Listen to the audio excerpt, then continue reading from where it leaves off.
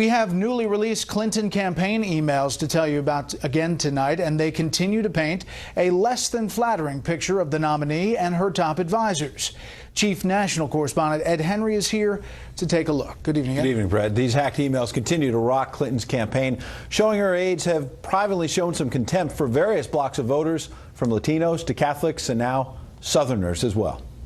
New details are spilling out about the campaign's response to Congressman Trey Gowdy, who issued a subpoena on March 3, 2015 for Hillary Clinton to preserve all emails and later demanded the private server on March 20th. Clinton spokesman Nick Merrill emailed colleagues that same day about having a vulnerability meeting earlier in the day with top advisors like Cheryl Mills. Merrill wrote the campaign should tell the press it was confident, quote, everyone will see that it's all there and then some in terms of official email. Later on March 20th, Clinton Chairman John Podesta reached out to the White House Chief of Staff. Podesta writing to President Obama's top aide Dennis McDonough, quote, free for a call?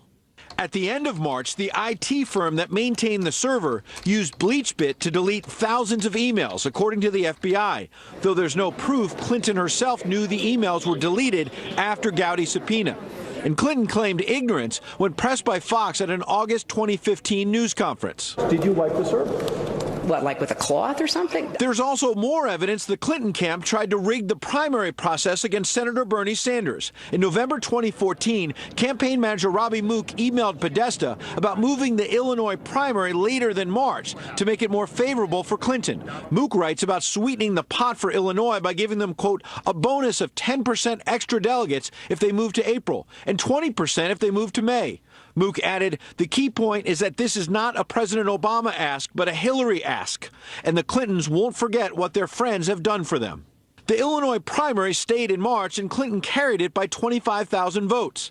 And while her campaign boasts publicly about bringing people together, emails show in private Clinton officials attacked various Americans beyond the candidate's own comments about supporters of Donald Trump being a basket of deplorables.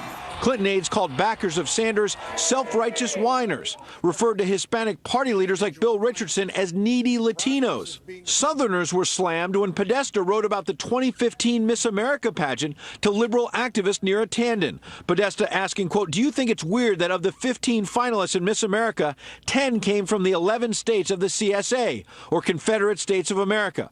Tanden shot back, not at all. I would imagine the only people who watch it are from the Confederacy. And by now they know that, so they've rigged the thing in their honor. There are also nasty clashes with Democrats like New York City Mayor Bill de Blasio. When the mayor again declined to formally endorse Clinton, Mook wrote, wow, what a terrorist. And as Bernie Sanders rose with that anti-Wall Street message, Clinton aides privately struggled to react, with Chief Strategist Joel Benenson writing, quote, do we have any sense from her, meaning Clinton, what she believes or wants her core message to be? A suggestion that even at the very top of the campaign, they didn't really understand why she wanted to be president, and yet here she is in our latest poll, winning, and the lead is expanding. Yeah.